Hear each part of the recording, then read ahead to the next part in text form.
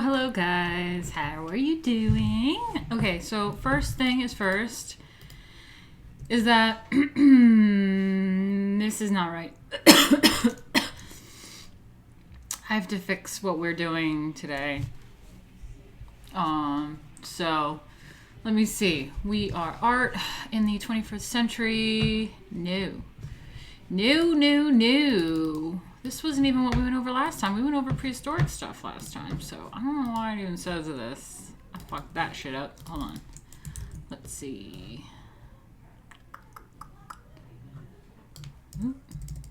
Okay. Fixing this.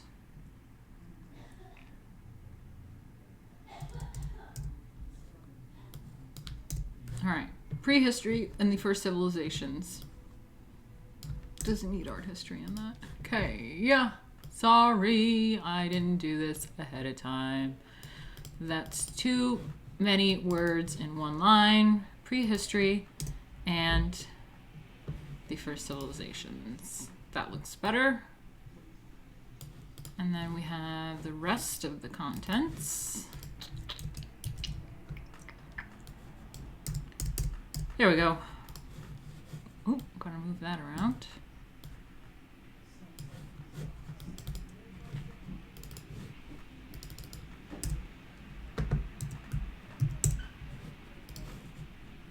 There we go. There we go. There we go. Do we have Babylonian art, Assyrian art, Neo-Babylonian art? I don't know how to say that first word. Persian art, and then Egyptian art. Fix my hair.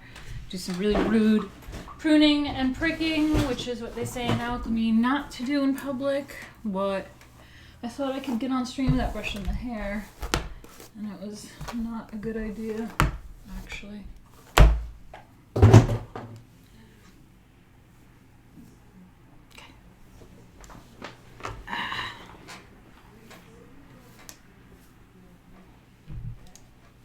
Whatever.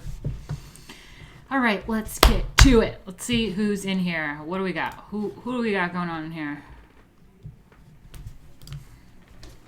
Hello, Eduardo. Hello.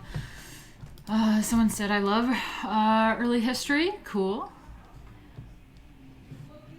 Rocking the glasses. That's right. All right, I guess we'll get into it. I have too many things open. Get rid of Adobe.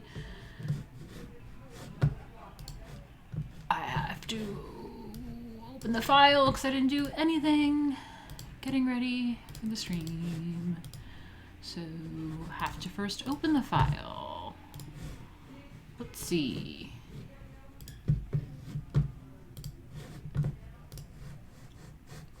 My book file. Books.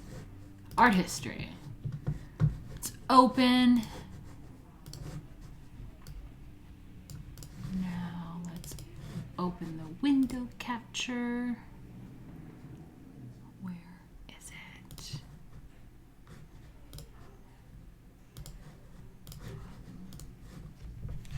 Oh, there we go.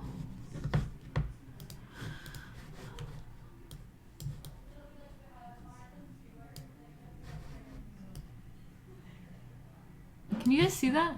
Does that look okay to you? It's not the right shape I'd like. I want it to be like wider, but whatever. It is what it is. What's up, guys? All right, so let's back it up a little bit because we saw these guys last time. This is part of some what is it called, in Iraq and stuff. Yeah, we saw these things, the ancient Near East art, Sumerian art, and the Akkadian art, Sargon of Akkad, Babylonian art. Oh, now we're at Babylonian art. There we go. Okay.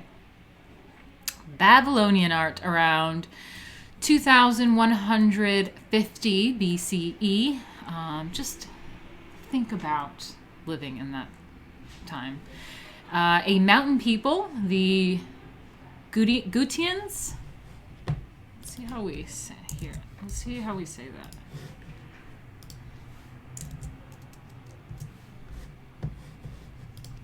Let's see, pronunciation. Gushen. Gushen. Okay, so it's Gushen.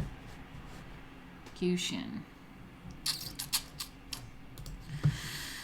So the Gushans brought Akkadian power to an end. The cities of Sumer, however, soon united in response to the alien presence, drove the Gushans out of Mesopotamia and established a Neo-Sumerian state ruled by the kings of Ur. This age, which historians call the Third Dynasty of Ur, saw the construction of the Ur Ziggurats, figure 111, which was 111. Oh, I love that one. That's my favorite ziggurat. Sure is.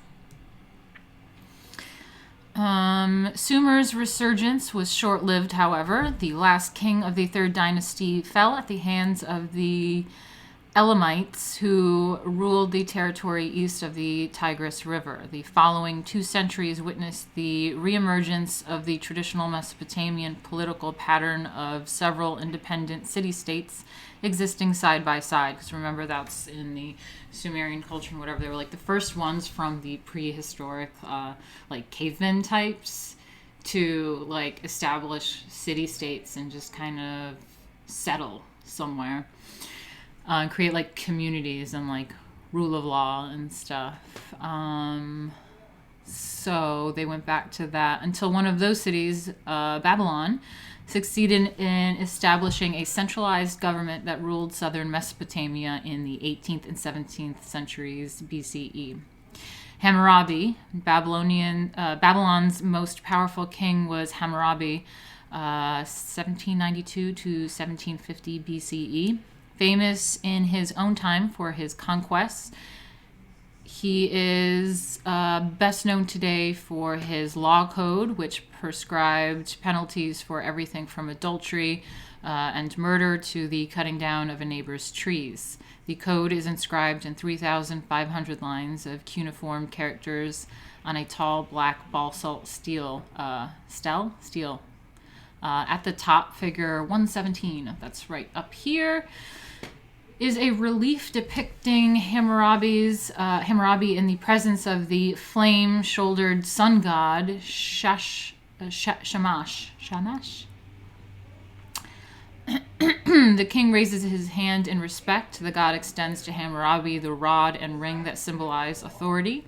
The symbols derive from builders' tools, measuring rods and coiled rope, and connote Hammurabi's capacity to build the social order and to measure people's lives, that is, to render judgment.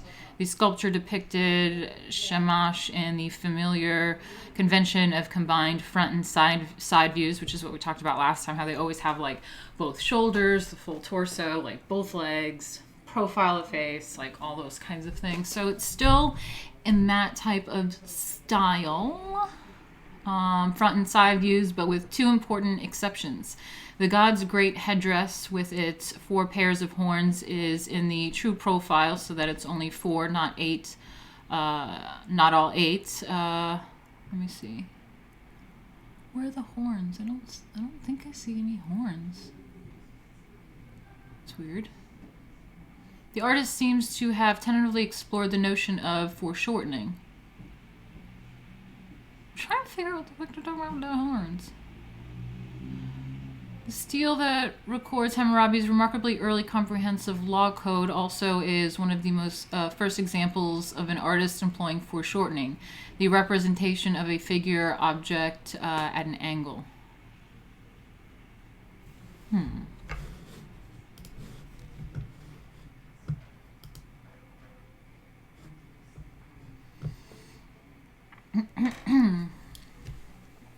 We have pool player in here instead of first remember seeing on InfoWars. What's up?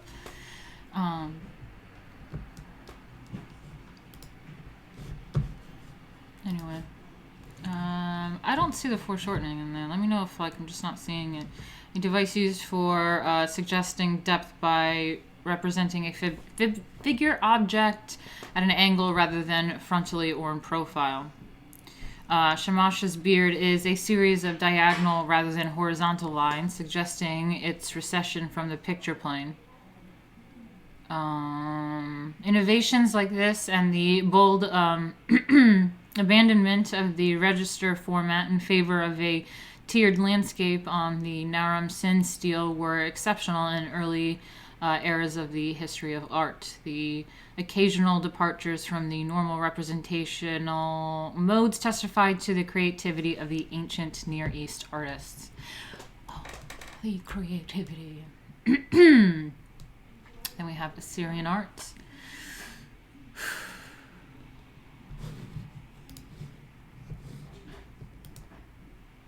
Watch Ancient Aliens for this stuff. Yeah, that's right.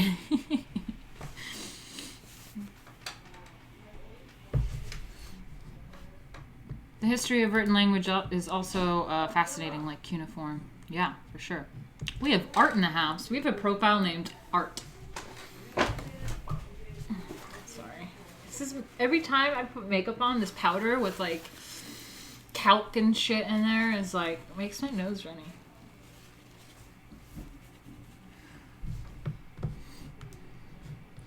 ISIS is destroying all this art for the last decade. Yeah, that's like a thing going on. I mean, that's why it's so terrible. And I made a connection to this with one of my like rebel videos or something, some of my political videos about tearing down monuments and sculptures, because that is like what we are doing in America with like the whole tearing down of statues. What book are we reading today? Hey, Blake. Oh my God, Blake, I was thinking about you yesterday. I don't know if you caught yesterday's stream at all, but I really want you to check it out. So I know it's not live, but please check out yesterday's stream. It's the Omni in Unum all-in-one stream, and it's something about like Lady Alchemy's portfolio, or going through like Lady Alchemy performance art, because they go through all of Lady Alchemy, my art, and my website of all my different costumes and stuff. And I was like, I hope Blake is in here to see all my costumes, so please just browse through, check it out. We go through a lot of fun stuff in that one.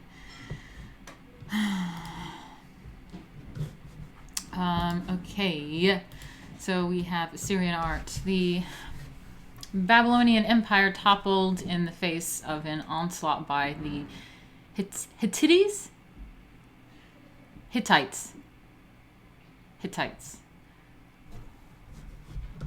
I should look that up. If we have to keep saying that, I'm going to look that up.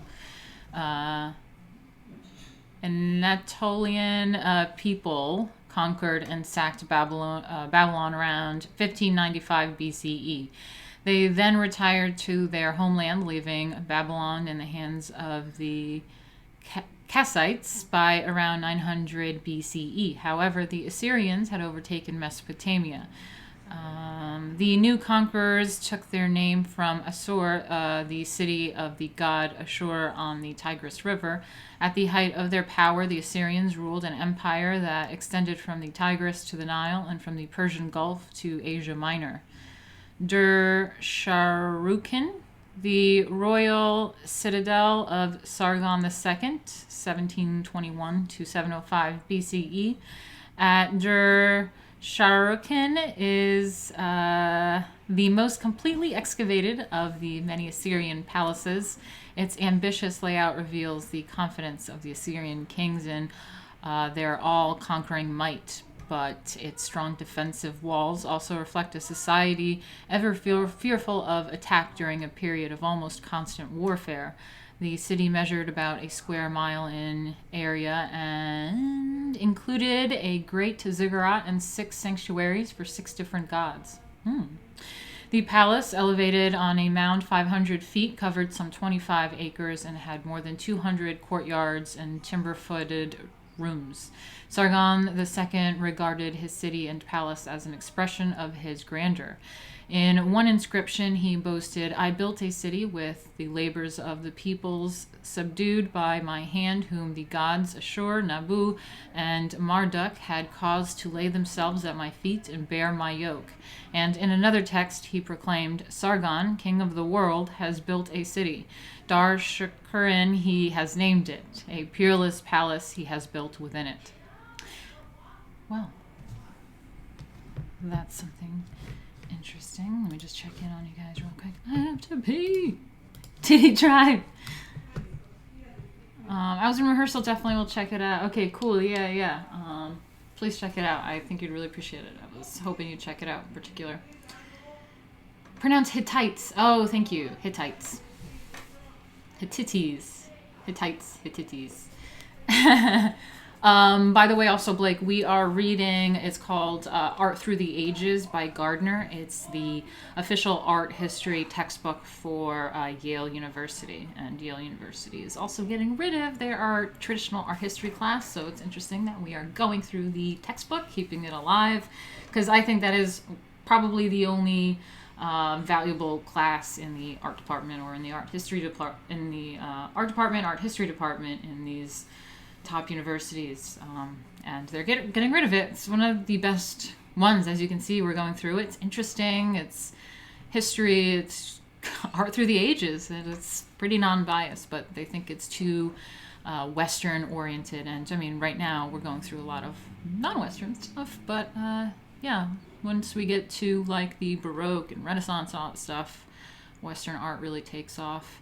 Actually, in the beginning, some of the caveman stuff was in like France. So that's kind of cool. Yeah, so that's what we're going through. So yeah, this thing is what... Oh yeah, guarding the gate to Sargon's palace were colossal limestone monsters, figure 118, which is right here in the lower left-hand corner. Which the Assyrians probably called Lamassu. These winged, man-headed bulls served to ward off the king's enemies. The task of moving and installing these immense stone sculptures were so daunting that several reliefs in the palace of Sargon's successor celebrate the feat, showing scores of men dragging Lamassu figures with the aid of ropes and sledges. The Assyrian Lamassu sculptures are partly in the round, but the sculptor nonetheless received them as high reliefs on adjacent sides of a corner. They combine the front view of the animal at rest with the side view of it in motion. Huh. That's interesting. So the front view is it at rest, and on the side it looks like it's in motion. Seeking to present a complete picture of the Lamassu from both the front and the side, the sculptor gave the monster 5 legs, 2 seen from the front, 4 seen from the side. The three-quarter view, the modern photographer.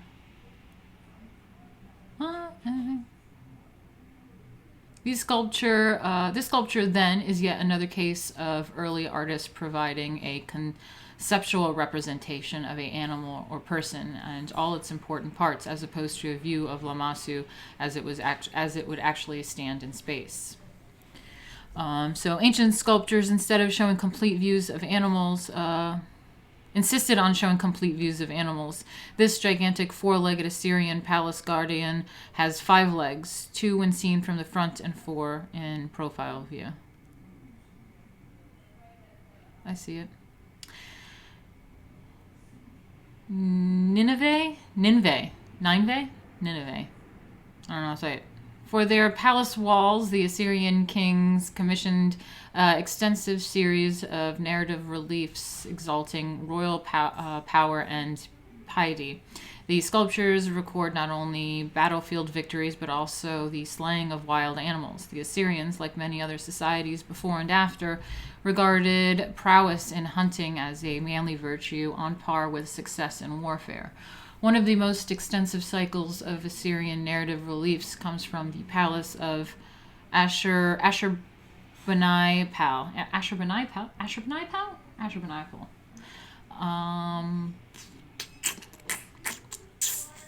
Where am I?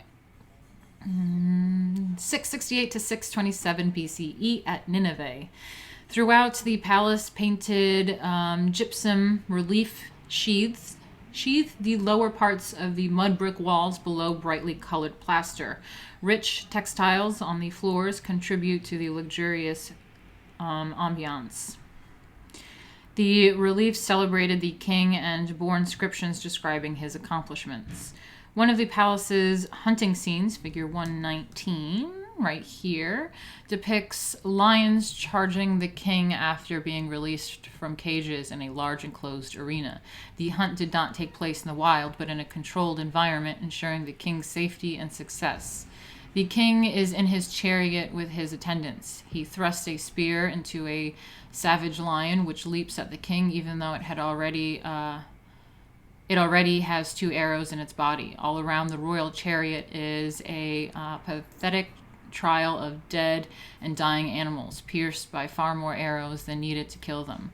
Blood streams from some of the lions, but they refuse to die. The artist brilliantly depicted these straining muscles, the swelling veins, the muzzle's wrinkled skin, and the flattening ears of the powerful and defiant beasts. Modern sympathies make this scene of carnage of a heroic tragedy with the lions as protagonist. It is unlikely, however, that the king's artist had any intention other than to glorify their ruler by showing the king of men pitting himself against and repeatedly conquering the kings of beasts.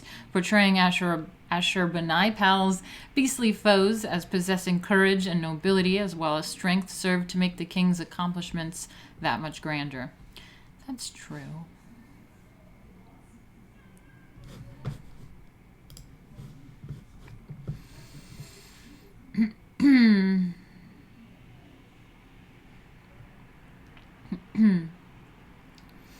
It skipped through some of the best stuff that is the root of civilizations, but historians typically do ignore that. Friend report, this is the second portion of the, I don't know if you call it last week's, but it's the second portion of the prehistory, so I don't know, check that part out. And we also haven't finished this part, but yeah, you're right. Even though this book is literally like this thick of a book. It's a giant book. If anyone's ever taken art history, the standard, any college art history book is like a massive book. And it goes through everything of all the ages. And even though it's so extensive, it's still actually quite short. I mean, look at these little chapters. I mean, we talk about Assyrian art and there's like a page or a few paragraphs of it. But you could go on and on and on and write whole books about Assyrian art just on its own, or Sumerian art or whatever. So it's definitely really brushed past, but there's just so much content to go through. So I think that's the point of like the generic art history class, is to kind of get you to understand like everything a little bit, and then the other art history classes kind of go deeper into different studies of those arts. So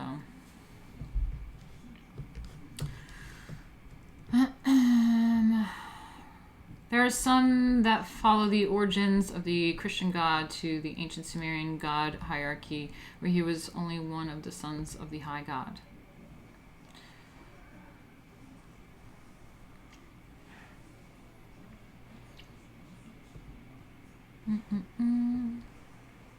The son Jesus is really the son. Yeah, that's correct. That's right. Yeah, the son of God. He's always known as the son. And the sun, Jesus is the light in the darkness. He's the sun. The sun is the east. The sun rises in the east.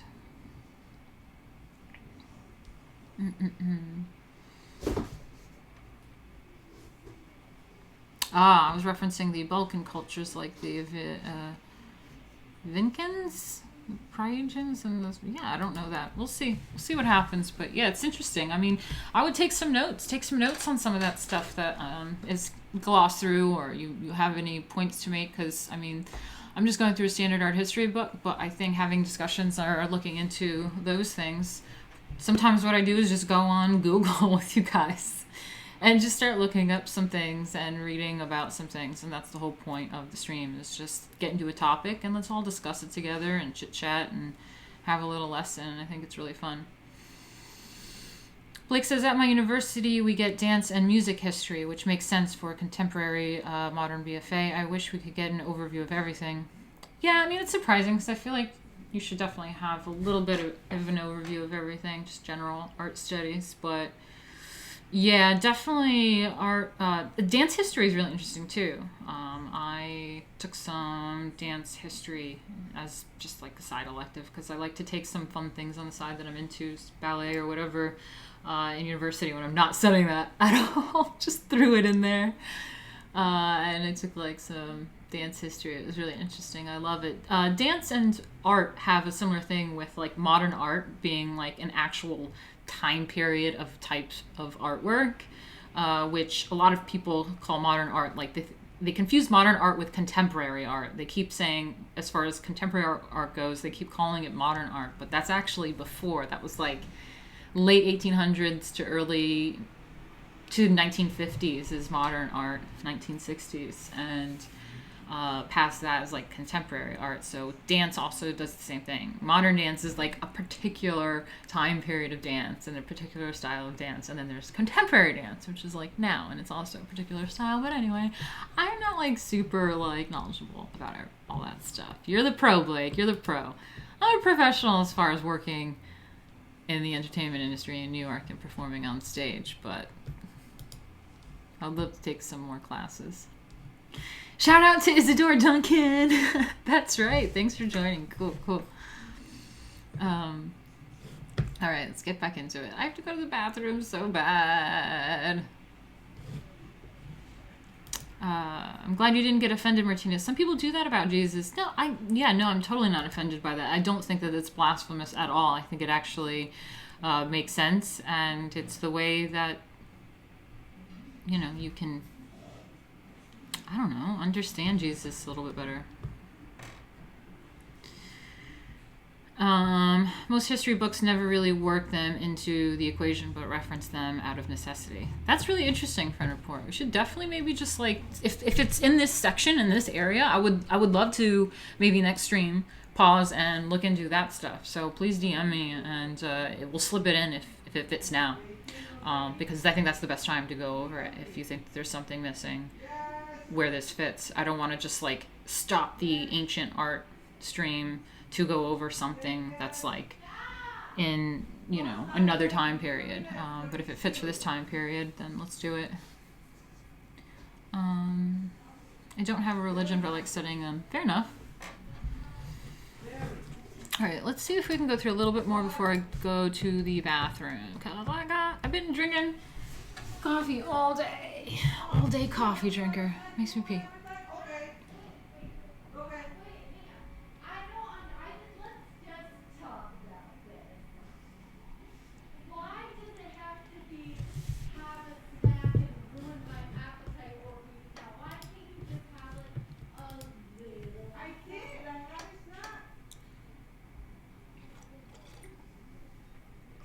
Maybe I'll have a break now.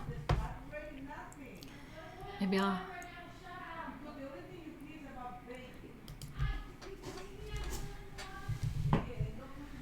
I told my roommates that I was live, but they can do what they want. They want to broadcast their argument. Neo-Babylonian arts. The Assyrian Empire was never very secure, and most of its kings had to fight revolts in large sections of the Near East.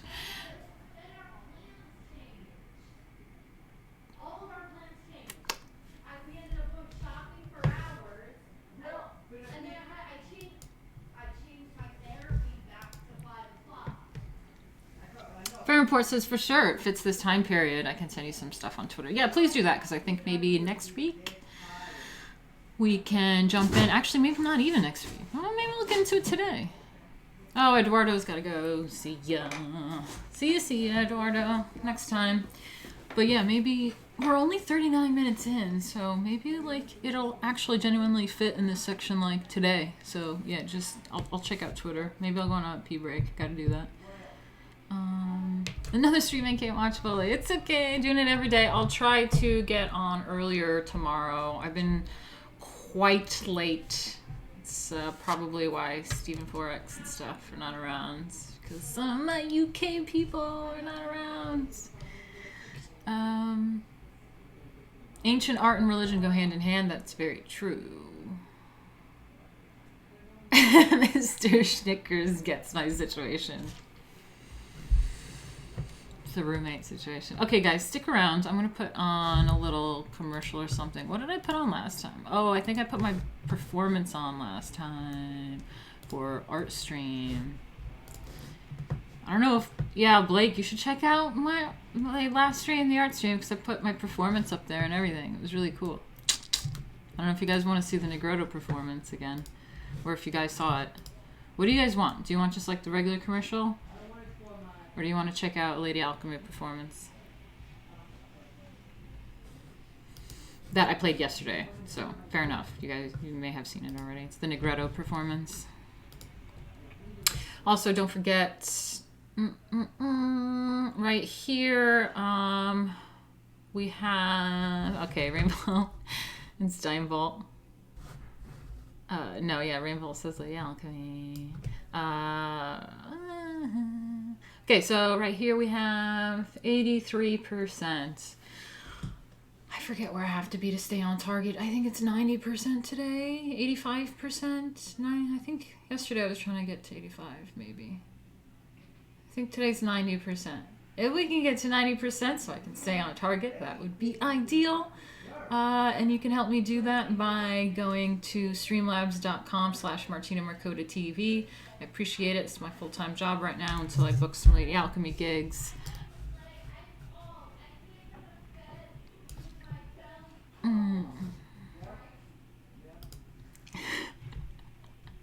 There's good things happening in the background since Steinbolt. Yeah, Steinbolt. Yeah, please do email me. I love seeing you around. Okay, so here's a little bit of a Lady Alchemy performance. I'm going to have a break. Don't go anywhere. We're going to continue our prehistoric and early civilization artwork. And maybe we'll check out what Friend Report has to say about a little bit of groups of people in there that most textbooks forget about. Okay. See you in a few minutes, guys. Stick around.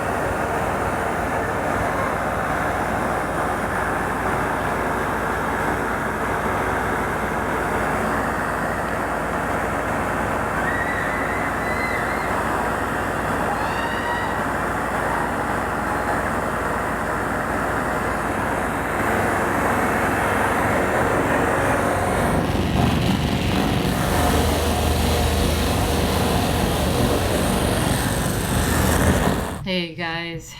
Yeah, that was an actual strobe light in person, and it was so much better in person. Like, the strobe light is, like, intense. Like, the whole place is, like, black and then bright. This is Steven 4X wants to keep watching to see the guy with the robe come out. No, we edited him out of that. That was a live performance. Yeah. So it's about, like, first phase of the alchemical process, which is like a blackening, it's a calcination, it's a burning, a purging, a coming face to face with demons and stuff. So, yeah.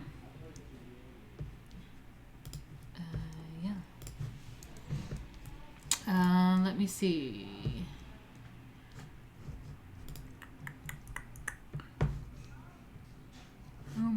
Oh, thank you, Art. Anyway, let's get back to the art, shall we? Let me see, where's this book? Right here. I'll switch so you guys can see the screen. There we go.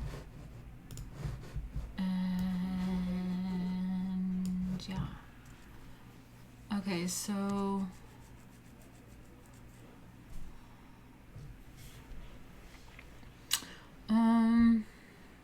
Neo-Babylonian art.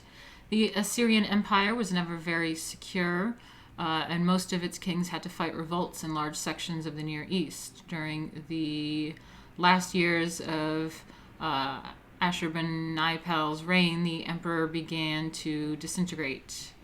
The empire began to disintegrate. Under his successors, it collapsed from the simultaneous onslaught of the Medes from the east, and the resurgent Babylonians from the south. For almost a century, beginning in 612 BCE, Neo-Babylonian kings held sway over the former Assyrian Empire. Ishtar Gate, the most renowned Neo-Babylonian king, was Nebuchadnezzar II, 604 to 562 BCE, who restored Babylon to its rank as one of the greatest cities in antiquity. The city's famous Hanging Gardens were one of the 7 wonders of the ancient world, and as noted previously, its enormous ziggurat dedicated to Marduk, the chief god of Babel. Nebuchadnezzar's Babylon was a mud brick city, but dazzling blue glazed bricks faced the most important monuments. Some of the buildings, such as the Ishtar Gate, figure 120 over here on the right, with its imposing arcuated, arch-shaped opening flanked by towers, featured glazed bricks with molded reliefs of animals, real and imaginary. The Babylonian artists molded and glazed each brick separately, then set the bricks in proper sequence on the wall. Wow. It's really pretty. That's mud. Yeah, so they glazed each brick separately, then set the bricks in proper sequence on the wall. On Ishtar's gate profile, figures of Marduk's dragon and Adad's bull alternate. Ishtar was the Babylonian equivalent of Inanna. Adad was the Babylonian god of storms. Lining the processional way leading up to the gate were reliefs of Ishtar's sacred lion, glazed in yellow, brown, and red against a blue background. That blue is really pretty. That blue and gold, I love that. That's freaking gorgeous. Babylon under King Nebuchadnezzar II was one of the greatest cities of the ancient world. Glazed bricks depicting Marduk's dragons and Adad's bulls decorate the monumental, accurate Ishtar Gate. Arcuated Ishtar Gate, so arched.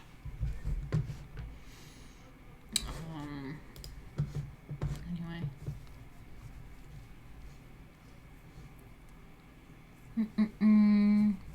Medes. Okay, that's what I said. Medes. Saddam Hussein thought he was the reincarnated Nebuchadnezzar.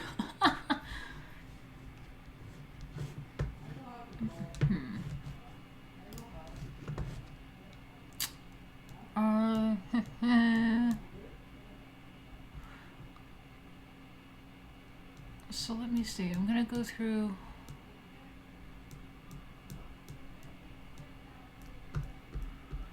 go through this. We'll see. And then maybe if we can get to the stuff Friend Report sent me. And if not, we'll do it like separately. I think that's better to finish this bit and then we'll go into like the additional stuff. So we have, are we at Egyptian art now? No, not yet. We just did the Neo-Babylonian art. And then we have this thing, I can't say it. Let's figure out how to say it. Because why not? Why not?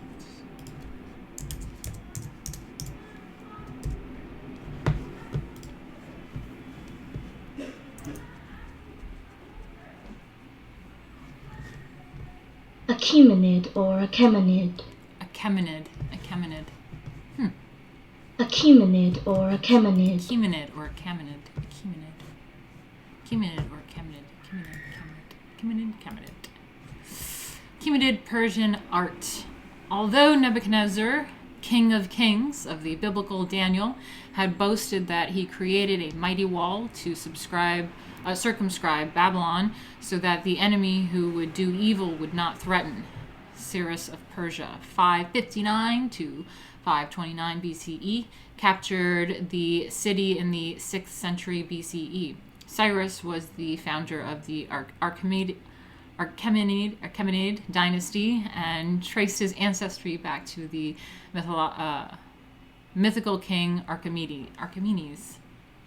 Babylon was but one of the Persians' conquest. Egypt fell to them in 525 BCE, and by 480 BCE, the Persian Empire was the largest the world had yet known, extending from the Indus River in South Asia to the Danube River in northeast Europe.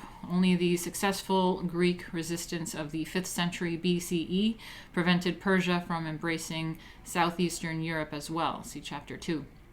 The Achaemenid line ended with the death of Darius III in 330 BCE after his defeat at the hands of Alexander the Great, figure 250. Let me see.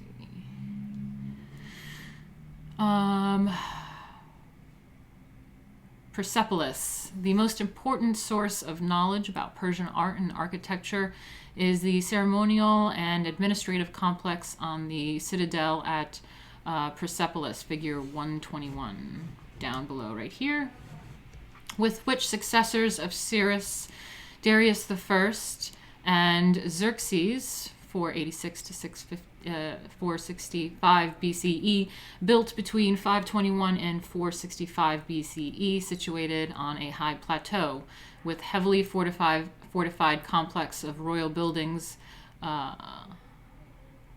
stood on a wide platform overlooking the plain. Alexander the Great raised the site in a gesture symbolizing the destruction of Persian imperial power. Even in ruins, the Persepolis citadel is impressive. The approach to it led through a monumental gateway called the Gate of All Lands, a reference to the harmony among the peoples of the vast Persian Empire. Assyrian-inspired colossal man-headed winged bulls flanked the great entrance. Broad ceremonial stairways provided access to the platform and the huge royal audience hall, or Apadana, 60 feet high and 217 feet square, containing 36 colossal columns. An audience of thousands could have stood within the hall. Damn, I'm just looking at it now. Okay. The reliefs decorating the walls of the terrace and staircases leading to the Apadana represent processions of royal guards, Persian nobles, and dignitaries and representatives from 23 subject nations bringing the king tribute. Every one of the emissaries wears his national costume and carries a typical regional gift for the conqueror. Traces of color prove that the reliefs were painted, and the original effect must have been very striking. Although the Persepolis sculptures may have been inspired by those Assyrian places, they are different in style. Assyrian palaces, they are different in style. The forms are more rounded, and they project more from the background. Some of the details, notably the treatment of drapery folds, echo forms characteristic of archaic Greek sculptures, and Greek influences seem to be one of the many ingredients of Archimedes style. Persian art testifies to the active exchange of ideas and artists among Mediterranean and Near East civilizations at this date. A building inscription at Susa, for example, names Ionian Greeks Medes, someone told me this in chat, forgot how to say it, Medes, who occupied the land north of Persia, Egyptians and Babylonians among those who built and decorated the palace. The Sasanians, Alexander the Great's conquest of Persia in 330 BCE marked the beginning of a long period of first Greek and then Roman rule of large parts of the ancient Near East. Oh yeah, so above they were saying something about how like they did have influence of like Greek and shit and like columns and different things because there was a lot of like traveling and like influence going on. So even at that time, there was like inspiration in their works of art from other cultures. The Sasanians, Alexander the Great conquest of Persia in 330 BCE marked the beginning of a long period of first Greek and then Roman rule of large parts of the ancient Near East. So Greek and Roman rule of the ancient Near East. And this is what people tend to forget a lot of times when like people fight with me on Twitter about like Cleopatra being black or something stupid. I'm just like, dude, she was Macedonian. She was Greek. She spoke Greek. Ancient Egypt was ruled by Macedonia at the time. Like, dude, Alexandria. So they got ruled. Zoroastrianism was from Persia. Yeah, that's right. Zoroastrianism is pretty cool. Magi's were Zoroastrian. Yeah, the three Magi's from Jesus' birth were Zoroastrian priests. We talk about that in some of the alchemy streams. Okay. In the 3rd century CE, however, a new power rose up in Persia that challenged the Romans and sought to force them out of Asia. The new rulers called themselves Sasanians. They traced their lineage to a legendary figure named Sasan, said to be a direct descendant of the Achaemenid kings. Their new Persian Empire was founded in 224 CE. Then the first Sasanian kings, Artaxerxes. Oh my god, I don't know how to say that. Shapur. Tupac Shakur. Let me see. Pronunciation.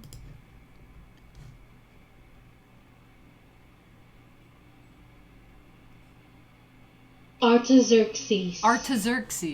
Artaxerxes. Okay, got it.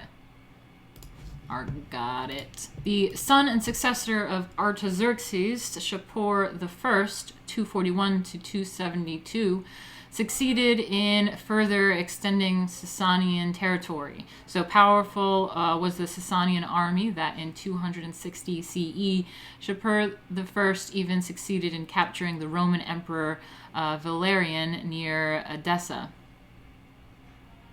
in modern Turkey. Not Odessa, Edessa? The new Persian Empire endured more than 400 years until the Arabs drove the Sasanians out of Mesopotamia in 636 CE, just 4 years after the death of Muhammad. Thereafter, the great artists and architects of Mesopotamia worked in the service of Islam. Okay.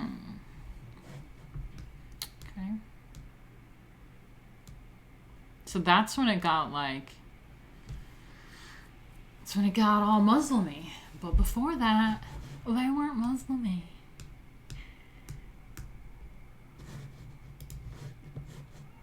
Interesting. Okay, guys, don't forget that I have a job to do here. So if you can help me out and help me get to 90% by today, that would be great. And you can do that by going to streamlabs.com/Martina Markota TV. Thank you.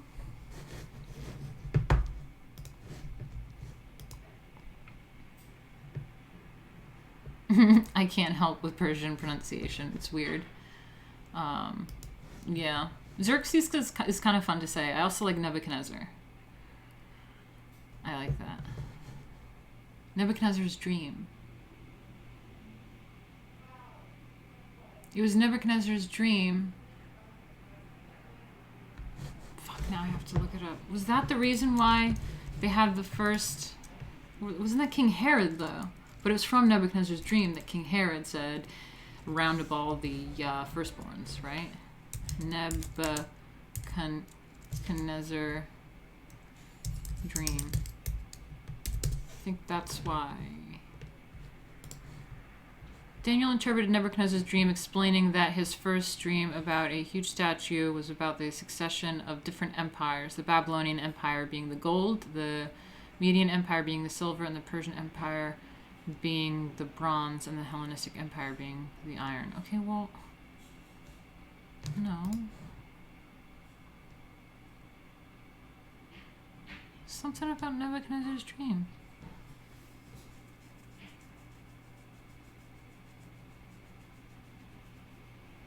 Oh my god.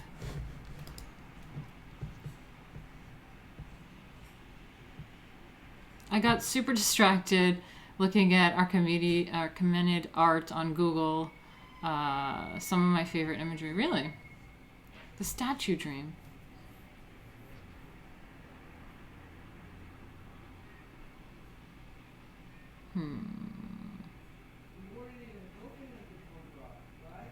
Yeah, I don't know. Something about Nebuchadnezzar's dream. I forget why I was looking that up. Something like when I was looking up all this like alchemy and like Nephilim blood stuff, Book of Enoch shit.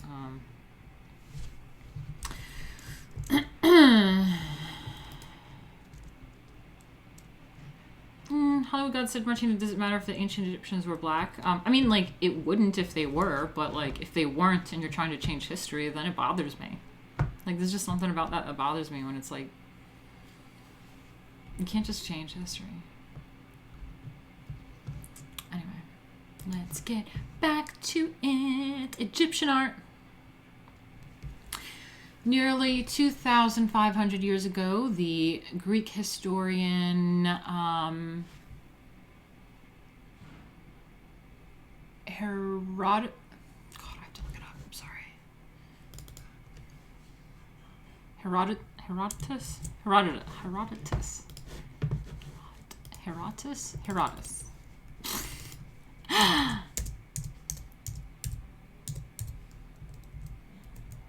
don't know how to say things.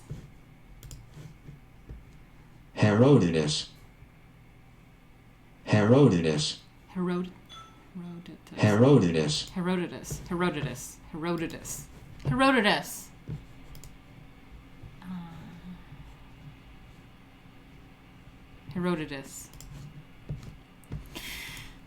Nearly 2,500 years ago, the Greek historian Herodotus wrote, concerning Egypt itself, I shall extend my remarks to a great length because there is no country that possesses so many wonders, nor any that has such a number of works that defy description.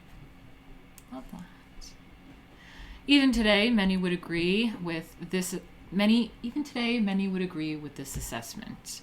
The ancient Egyptians left to the world countless monuments of architecture, sculpture, and paintings dating across 3 millennia. The solemn and ageless art of the Egyptians expresses the unchanging order that, for them, was divinely established. The backbone of Egypt was and still is the Nile River, whose annual flood supported all life in that ancient land. Map 1-3 down below. Let's look at this. You've got the Red Sea, the Mediterranean Sea, Egypt. There's the Nile. Cool. Even more than the Tigris and the Euphrates rivers of Mesopotamia, the Nile defines the culture that developed along its banks. Originating deep in Africa, the world's longest river flows through regions that may not have a single drop of rainfall in a decade. Whoa. Yet, crops thrive from the rich soil that the Nile brings thousands of miles from the African hills. The Fertile Crescent, the Delta. In the time of the pharaohs, the ancient Egyptian kings, the land bordered the Nile consisted of marshes dotted with island ridges. Amphibious animals swarmed in the marshes and were hunted through tall forests of papyrus and rushes. Figure 128. Column 128.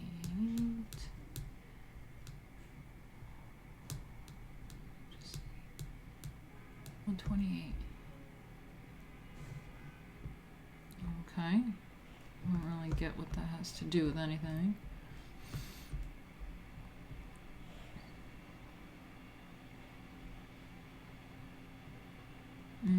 Shit, where was I? Oh. Egypt's fertility was famous. When Egypt became a province of the Roman Empire after the death of Queen Cleopatra, 51 to 30 BCE, it served as the granary of the Mediterranean world. Shit was Mediterranean. Pre-dynastic and early dynastic periods, is that how you say it? The pre-dynastic or prehistoric beginnings of Egyptian civilization are chronologically vague, but tantalizing remains of tombs, paintings, pottery, and other artifacts from around 3500 BCE attest to the existence of a sophisticated culture on the banks of the Nile. In pre-dynastic times, Egypt was divided geographically and politically into Upper Egypt, the southern upstream part of the Nile Valley, and lower northern Egypt. The ancient Egyptians began the history of their kingdom with the unification of the two lands. Until recently, historians thought this event occurred during the rule of the first dynasty pharaoh Menes. Palette of King Narmer. Many scholars identify Menes with King Narmer, whose image and name appear on both sides of ceremonial palette. Stone slab with a circular depression, found in Hierakonpolis. The palette, figure 122. Okay, let's see. Figure 122. Okay, this thing, palette of King Narmer. Oh, that's cool. Is an elaborate, formalized version of a utilitarian object commonly used in the pre-dynastic period to prepare eye makeup.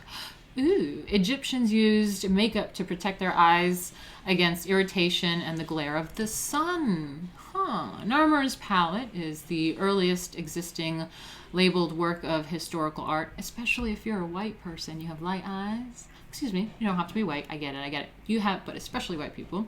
But if you have light eyes, as the Mediterraneans do, I mean, I do, the sun, you're more sensitive to the sun and light in general. Your eyes are sensitive to light, so that makes sense, putting black around that. Let me just check in on you before I get back to it.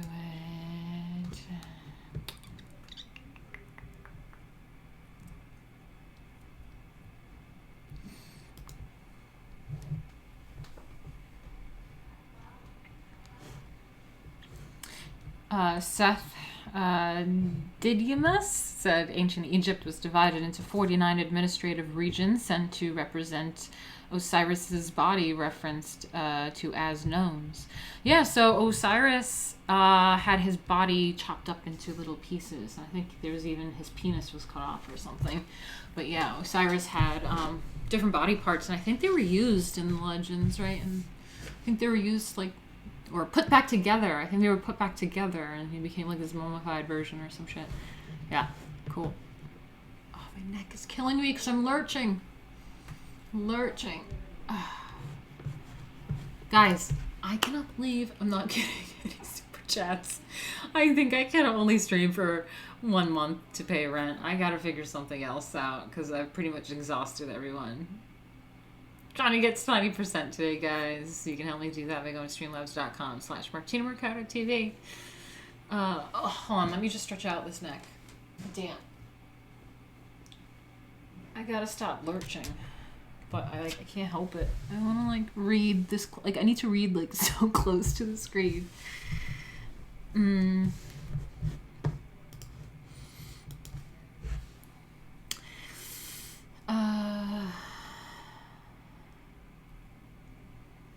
I love the ceremonial, which means they had no idea what it was for. The severed penis comes in handy when Isis needs to conceive a son to avenge Osiris. Yeah, so it's true, it's true, it's true. Okay, let's get back into that. I'm gonna try to read maybe like my shoulders push back like this. My neck hurts from lurching. Okay, where are we at?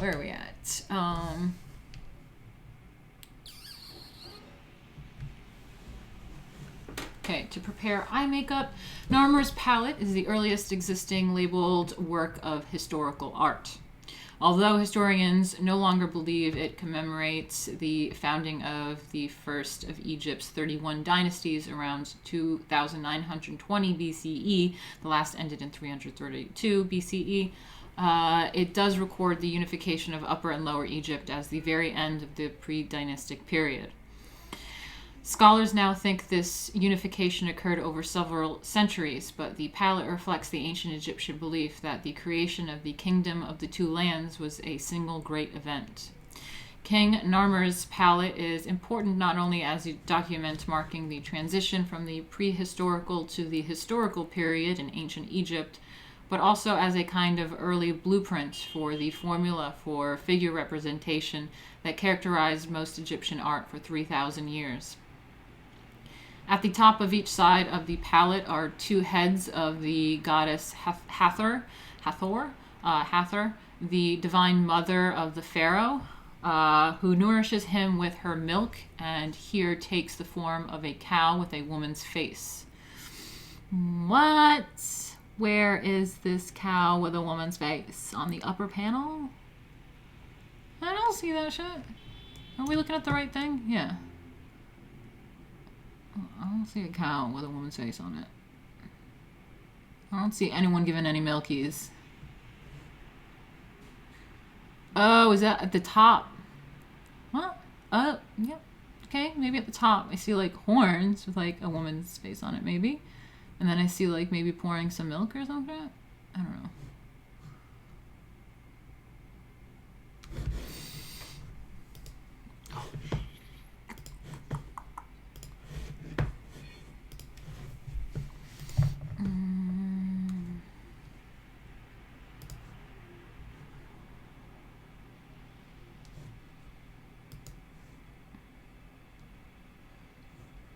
Oh my god, Streamlabs is deleting your penis comment. Sorry. Oh my god. Just chill with fighting with Streamlabs, please. Okay. Anyway,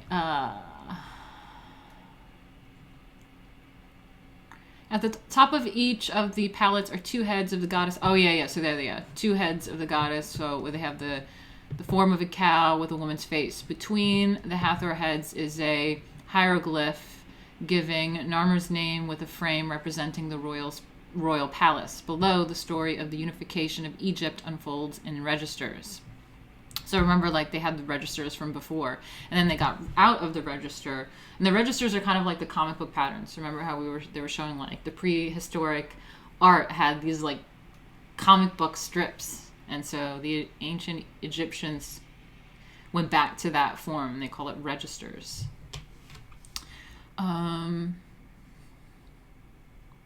Below, the story of the unification of church unfolds in registers. On the back of the palette, the king, wearing the high white bowling pin-shaped crown of Upper Egypt and accompanied by an official who carries his sandals, slaying an enemy. Above and to the right, the falcon with human arms is Horus, the Egyptian god who is the special protector of the pharaohs.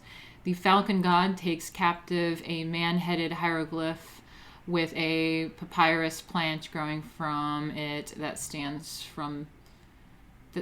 for the land of Lower Egypt. Below the king are two fallen enemies.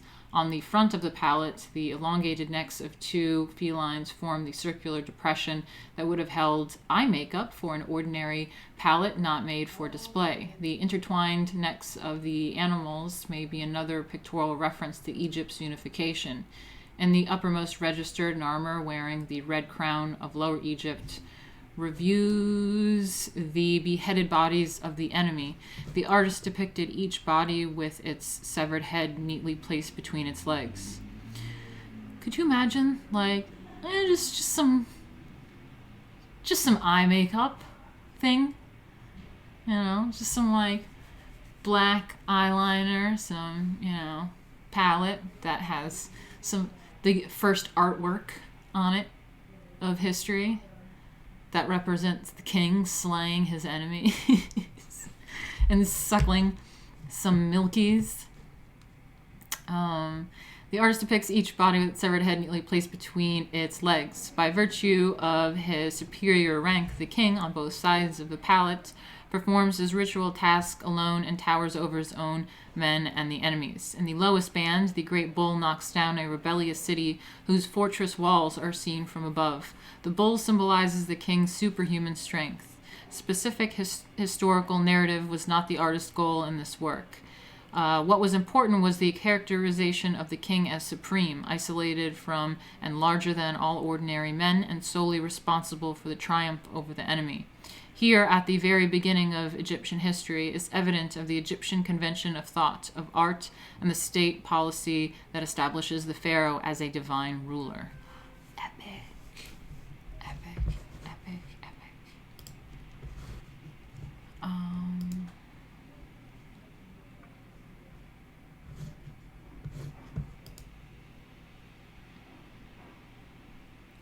Dan said, I don't know if you've checked out any of my paintings on Instagram, but most of them are about milkies and me slaughtering my enemy. It's like, how cool is that? We got milkies slaughtering enemies. Cool, cool. It's not bad. Some trad art. Tombs and the Afterlife. Narmer's palette is exceptional among surviving Egyptian artworks because it's commemorative rather than funerary in nature. In fact, Egyptian tombs provide the principal, if not the exclusive, evidence for the historical reconstruction of Egyptian civilization. The overriding concern in this life was to ensure safety and happiness in the next life. The majority of monuments the Egyptians left behind reflect this preoccupation. The standard tomb type of early Egypt was the mastaba, figure 123. Okay, so this one, it's kind of flat. It's like a typical tomb.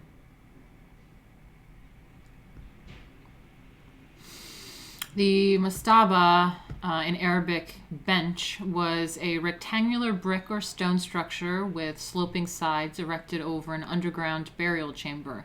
A shaft connected this chamber with the outside, providing the ka with access to the tomb. The form probably developed from earth or stone mounds that marked even earlier tombs. Although mastabas originally housed single burials, as the illustrated example during the later part of the Old Kingdom, they accommodated multiple family burials and became increasingly complex. Surrounding the central underground chamber were storage rooms and compartments whose number and size increased with the time until the area covered far surpassed that of the tomb chamber. Surrounding the central underground chamber were storage rooms and compartments whose number and size increased with time until the area covered far surpassed that of the tomb chamber. Built into this superstructure, or sometimes attached to the outside, was a chapel housing a statue of the deceased and a small concealed chamber called the serdab. Adorning the chapel's interior walls and the ancillary rooms were colored relief carvings and paintings of scenes from daily life intended magically to provide the deceased with food and entertainment. How cute.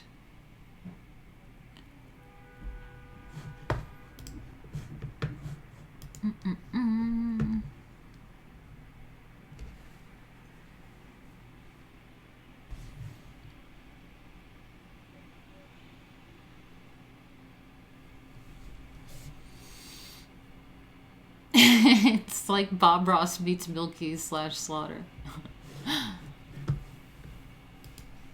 Okay. Imhotep and Djoser. One of the most renowned figures in Egyptian history was Imhotep, the royal builder for King... Oh, God, I don't know how to say that. D and a J next to each other? That's like my mom's name.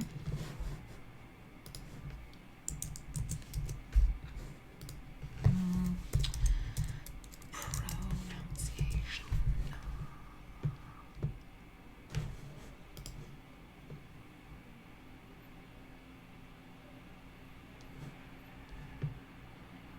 The correct pronunciation of this word is Djoser. Djoser. That one's your... Okay, Djoser. Djoser. I was going to say Djoser.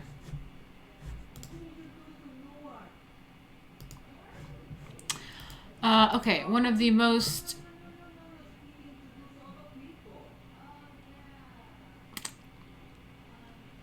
Oh, wait. Give me a second.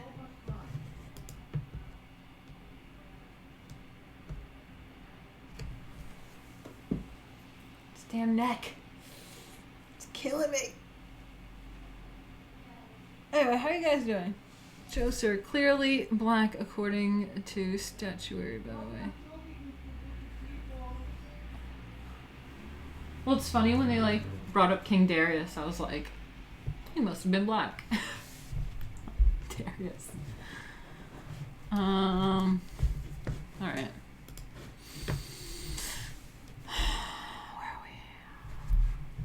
One of the most renowned figures in Egyptian history was Imhotep, the royal builder for King Djoser, 2630 to 2611 BCE. Of the third dynasty, Imhotep was a man of legendary talent who served also as the pharaoh's chancellor and high priest, of the sun god, I thought it was Ra, sun god Re. After his death, the Egyptians revered Imhotep as a god, and in time many have inflated the list of his achievements. Nonetheless, his is the first known name of an artist in recorded history. Wow. Imhotep designed the stepped pyramids, figure 124, this one below down here. Pyramids of Djoser at Saqqara near Memphis, Egypt's capital at the time. I didn't know Memphis was Egyptian. What? Djoser's pyramid was the centerpiece of an immense 37-acre rectangular enclosure surrounded by a monumental wall, 34 feet high and 5,400 feet long. Shit. Of white limestone. The huge precinct also contained a funerary temple where priests performed daily rituals in celebration of the divine pharaoh.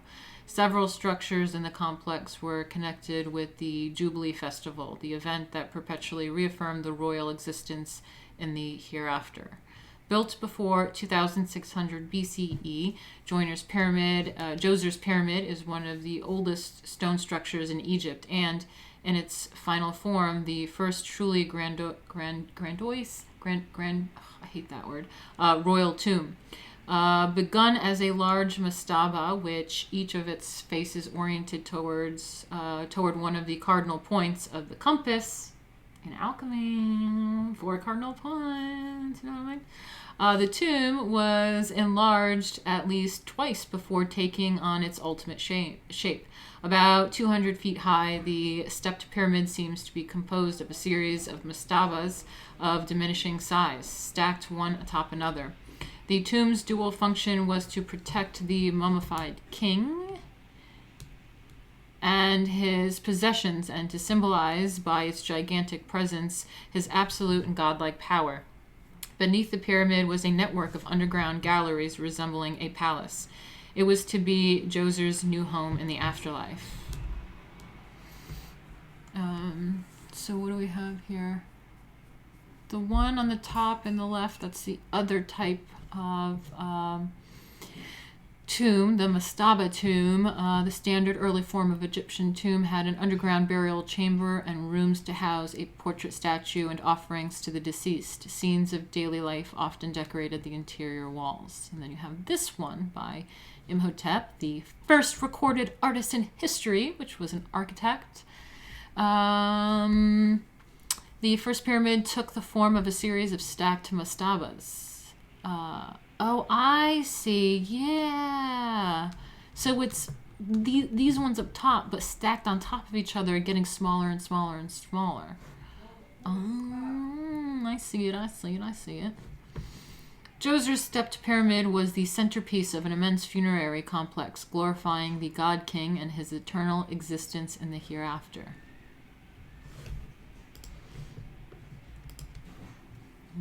How are you guys doing? You alright? You're awfully quiet in the chat. Okay, I'll keep going, I guess. Mummification and the afterlife. The Egyptians did not make the sharp distinction between body and soul that is basic to many religions. Rather, they believed that from birth, a person had a kind of other self, the Ka, life force. We talk about life force in alchemy, which, on the death of the body, could inhabit the corpse and live on. For the Ka to live securely, however, the body had to remain as nearly intact as possible. To ensure that it did, the Egyptians developed the technique of embalming, mummification, to a high art. Embalming generally lasted 70 days. The first step was the surgical removal of the lungs, liver, stomach, and intestines through an incision in the left flank. The Egyptians thought these organs were most subject to decay. The organs were individually wrapped and placed in 4 jars for eventual deposit in the burial chamber with the corpse. The brain was extracted through the nostrils and discarded. The Egyptians did not attach any special significance to the brain, but they left in place the heart, necessary for life and regarded as the seat of intelligence. Next, the body was treated for 40 days with natron, a naturally occurring salt compound that dehydrated the body. Then the Egyptians filled the corpse with resin-soaked linens. Sorry, I can't read very well. Where am I? Then the Egyptians filled the corpse with resin-soaked linens and closed and covered the embalming incision with a representation of Horus's eye. Wow, a powerful amulet, a device to ward off evil and promote rebirth. Finally, they treated the body with lotions and resins and then wrapped it tightly with hundreds of yards of linen bandages to maintain its shape. The Egyptians often placed other amulets within or on the corpse. The mummies of the wealthy and funerary masks, figure 136, covering their faces. Let me see if 36 is close.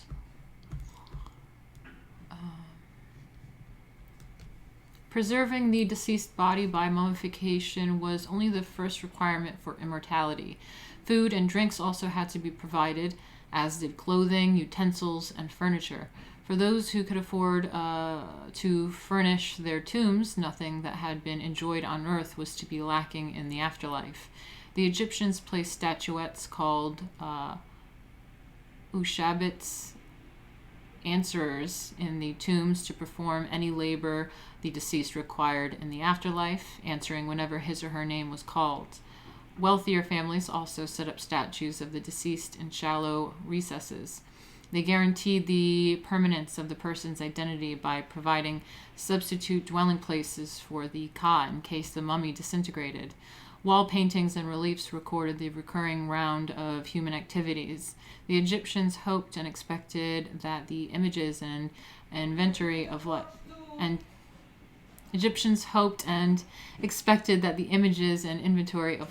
collected and set up within the tomb's protected stone walls would ensure immortality.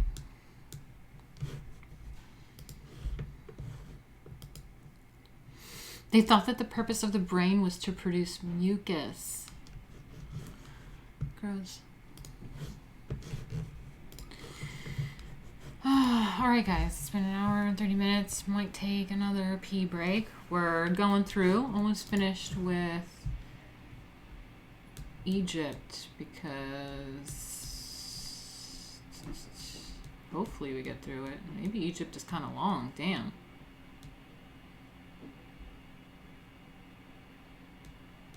Yeah, might have to take this on next time. And then we have Greece. Cool. Oh, well, then we also have stuff friend report. Almost done.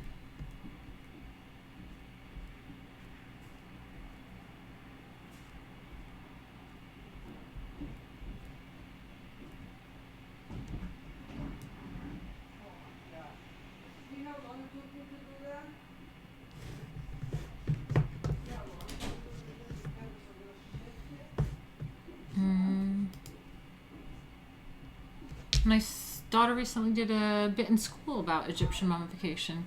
Yeah. I mean, we always learn about the Egyptian mummification. I know, and I think like no one ever forgets that from childhood because you're like, they did what? Like pulling your brain through your nose and mummifying and pulling the organs out, and the whole process is just something that you're like, whoa, you'll probably never forget hearing that. But anyway, what do you guys want to do? Do you mind if I take a quick break? I could use the bathroom before I continue a little bit. Yeah, I think I'm going to do that. Don't really want you guys to go anywhere, though. Yeah, she found it fascinating, yeah. I bet she did. Imagine just a kid telling a kid about this Egyptian mummification. They're like, what? My niece would be like, what? I don't want you guys to go anywhere if I take a quick bathroom break.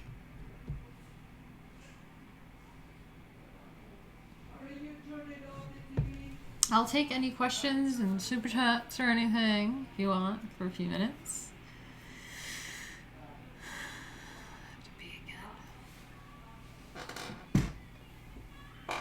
I'll just drink more coffee.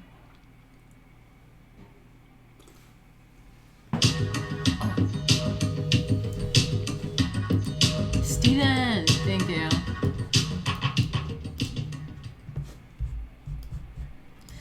Let me see, Steven. Oh shit, it's saying my mouse is running out of battery too soon. Damn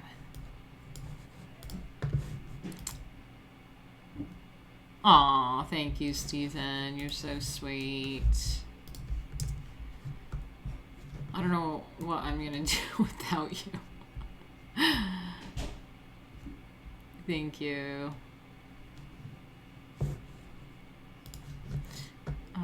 So where does that? Yeah, we're at 85%. Yay, thank you. You guys want to help me get to 90%? In like half an hour, you can help me do that by going to streamlabs.com/Martina Markota TV. Let's see. Kings. The old kingdom makes me think kings of old, sons of renown. It's the Nephilim shit.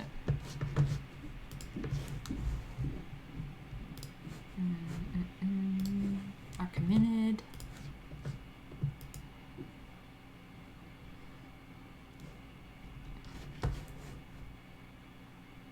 I don't want to lose people, but I need to take a break like now.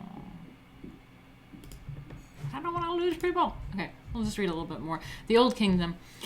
The Old Kingdom is the first of the three great periods of Egyptian history, called the Old Kingdom, Middle, and New Kingdoms, respectively. Many Egyptologists now begin the Old Kingdom with the first pharaoh of the 4th dynasty. Oh god, am I going to have to say his name a million times? It's fucking something crazy. Sneferu. 2575 to 2551 BCE, although the traditional division of kingdoms places Djoser and the 3rd dynasty in the Old Kingdom. It ended with the demise of the 8th dynasty around 2134 BCE. The Great Pyramids at Giza. Sorry, I'm just like overthinking if I said that right, because like there used to be someone I worked with the last name Giza, and so it's like I'm wondering, am I saying that right, or am I just like saying this name that I know.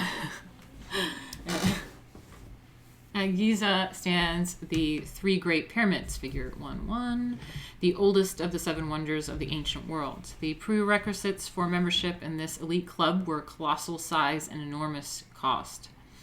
The Giza pyramids testified to the wealth and pretensions of the 4th dynasty pharaohs Khufu. 2551 to 2528 BCE. I know it's like annoying when I read out the dates and it's probably hard to conceptualize, but I do it so that we can have an understanding, kind of, even though it's like hard. I mean, for me, the numbers are hard to like really comprehend, but at least if I say it's like 2500 BCE, kind of gives you some context. So that's why I always read out the date, because it's like, it kind of does give you context. It is kind of important. It's not like memorizing it exactly, but it's like, okay, like, I get it. Anyway, the three pyramids built in the course of about 75 years represents the culmination of an architectural evolution that began with the mastaba, that flat pyramid. The pyramid form did not evolve out of necessity. Kings could have indefinitely continued stacking mastabas to make their own weighty tombs. The new tomb shape probably reflects the influence of Heliopolis, the seat of the powerful cult of Re, whose the sun god, whose emblem was a pyramidal stone, the benben. The great pyramids are symbols of the sun. The pyramid text inscribed on the burial chamber walls of many royal tombs refer to the sun's rays as the ramp the pharaohs uses to ascend to the heavens. Djoser's stepped pyramid, figure 124, the one above, the first pyramid that they built, may have also been conceived as a giant stairway. The pyramids where Egyptian kings were reborn and in the afterlife, just as the sun is reborn each day at dawn. As with Djoser's stepped pyramid, the four sides of each of the great pyramids point towards the cardinal points of the compass. But the funerary temples associated with the three Giza pyramids are not on the north side facing the stairs of the north sky, as Djoser's temple did. The temples sit on the east side facing the rising sun and underscoring their connection with Re. Yeah.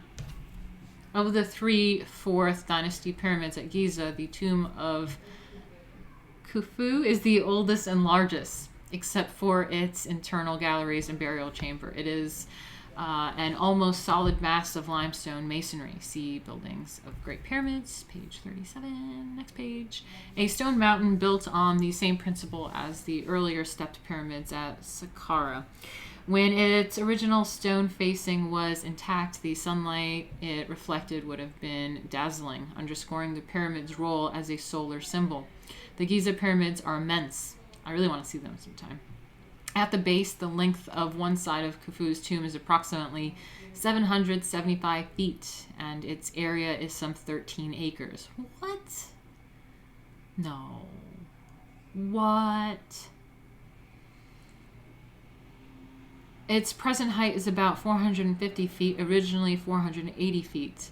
The structure contains roughly 2.3 million blocks of stone, each weighing an average of 2.5 tons. Napoleon scholars calculated that the blocks in the three great pyramids were sufficient to build a 1 foot wide and 10 foot tall wall around France. What? Have any of you guys seen the pyramids? That is insane. What? No. They're not that big.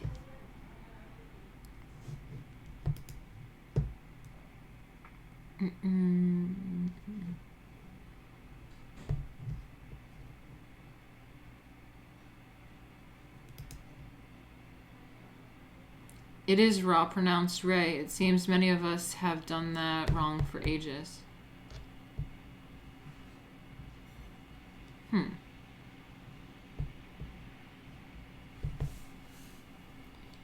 Yeah, kind of crazy how 3 pyramids are all placed to mirror Orion's belt, with the River Nile being a mirror of the Milky Way as well.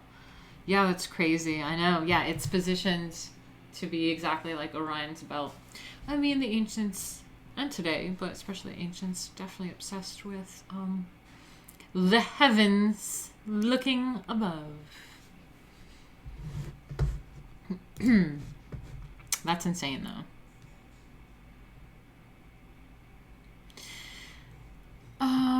From the remains surrounding the pyramid of Khafre, archaeologists have been able to reconstruct an entire funerary complex. The complex included the pyramids itself, with the pharaoh's burial chamber, the mortuary temple adjoining the pyramid on the east side. You know what? I think what it is about burping on stream is the constant talking. I think when you talk for 2 hours straight, you get like air caught up. And I noticed that I get a little like, just like small little pockets of air burps. And I think it's from talking a lot that actually happens.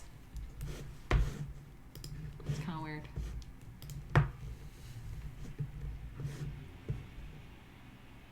Milky Way is a pretty crappy name for a galaxy. I agree. I think it's pretty cringe. Look, it's the Milky Way.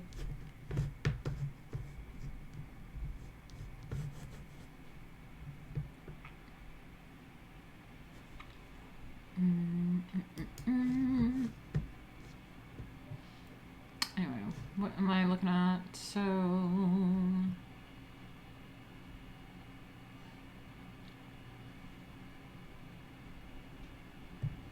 what was I looking at? Pyramid in the east where priests made... Oh, wait. From the remains surrounding the pyramids of Khafre, archaeologists have been able to reconstruct an entire funerary complex. The complex included the pyramid itself with the pharaoh's burial chamber, the mortuary temple adjoining the pyramid on the east side where priests made offerings to the dead king, the roofed causeway leading to the mortuary temple, and the valley temple at the edge of the floodplain. According to one theory, the complex served not only as the king's tomb and temple, but also as his palace in the afterlife. Cool. The 3 great pyramids of Khufu, Khafre, and Menkaure at Giza attest to Egyptian builders' mastery of stone masonry and their ability to mobilize, direct, house, and feed a huge workforce engaging on one of the most labor-intensive enterprises ever undertaken. Hold on a second. I'll just see something.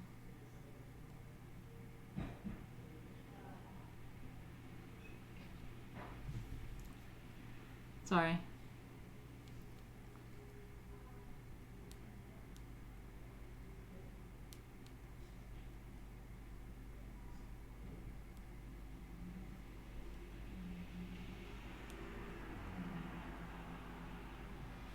Okay. Let me see. Where am I?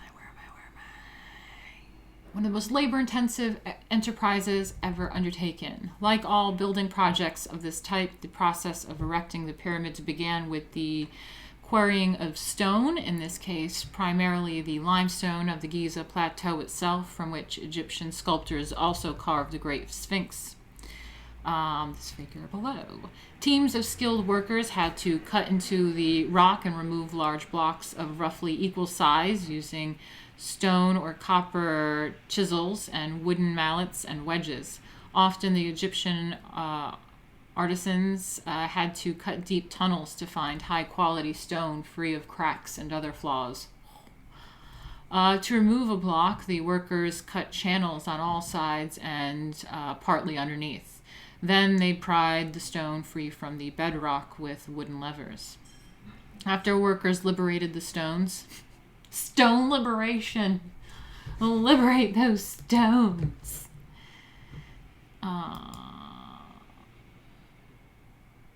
You need to import that purple energy drink. Don't know what's up with that. Do you have any mail from IGG? I don't think so. Why? Should I? Should I be getting mail?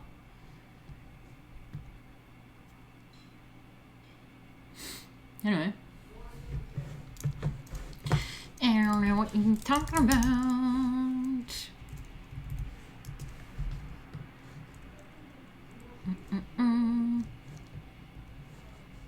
So, hold on a second.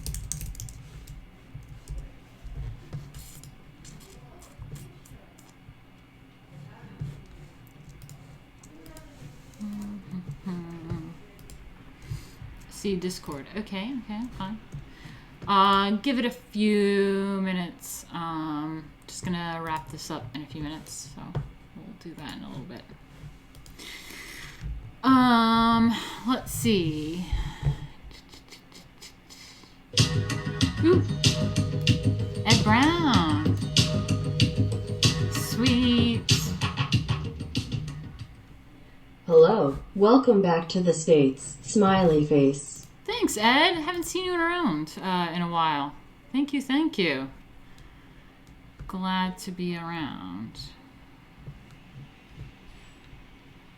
Thank you so much, Ed. Nice to see you around. Haven't seen you around in a little bit. I think since I've been in the UK. So thanks for the US greeting. I am back in America. Oh my god, I have to pee so bad. I might just go to the end. I'm almost done. Where are we at? Okay.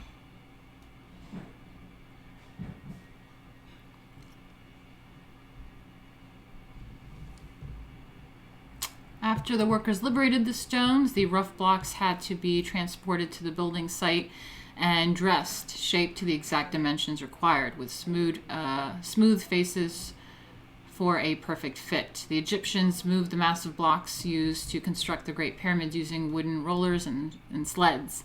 They dressed the blocks by chiseling and pounding the surfaces, and in the last stage by rubbing and grinding the surfaces with fine polishing stones.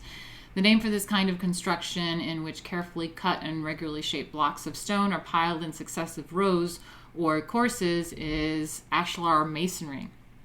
To set the ashlar blocks in place, workers erected great rubble ramps against the core of the pyramids. They adjusted their size and slope as work progressed and the tomb grew in height. Scholars still debate whether the Egyptians used simple linear ramps inclined at the right angle to one face of the pyramids, or zigzagging or spiral ramps akin to staircases. Linear ramps would have had the advantage of simplicity and would have left the three sides of the pyramids unobstructed. But zigzag ramps placed against one side of the structure, or spiral ramps winding around the pyramid, would have greatly reduced the slope of the incline and would have made the dragging of the blocks easier. Some scholars have also suggested a combination of straight and spiral ramps. The workers used ropes, pulleys, and levers both to lift and to lower the stones, guiding each block into its designated place. Finally, they provided the pyramid with a facing of white limestone cut to precisely that the eye could scarcely detect the joints between the blocks. A few casing stones remain at the apex of the pyramid of the Khafre.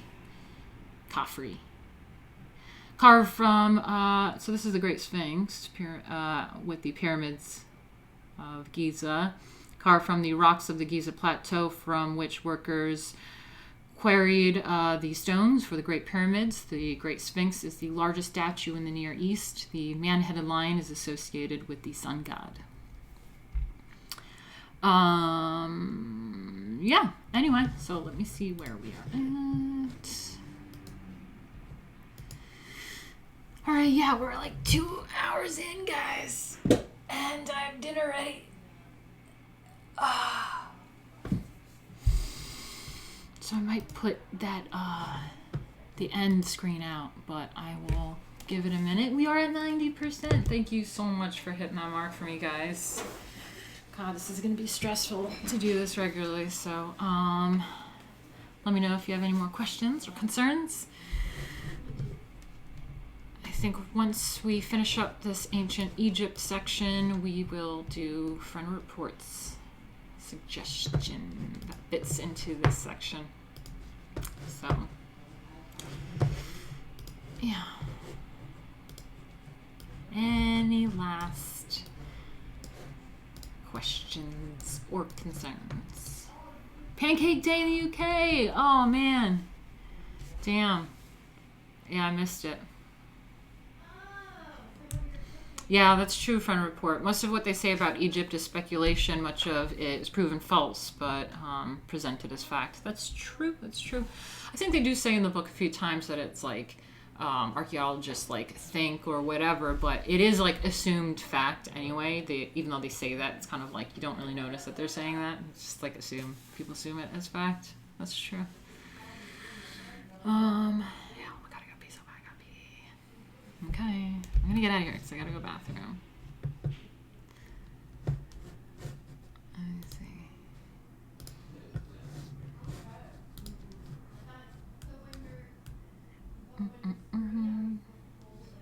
Thank you, Professor Markota. Forbidden archaeology. All right, guys. Thank you. See you tomorrow. Tomorrow we will do alchemy, outer alchemy. All right. See you tomorrow, guys. Bye.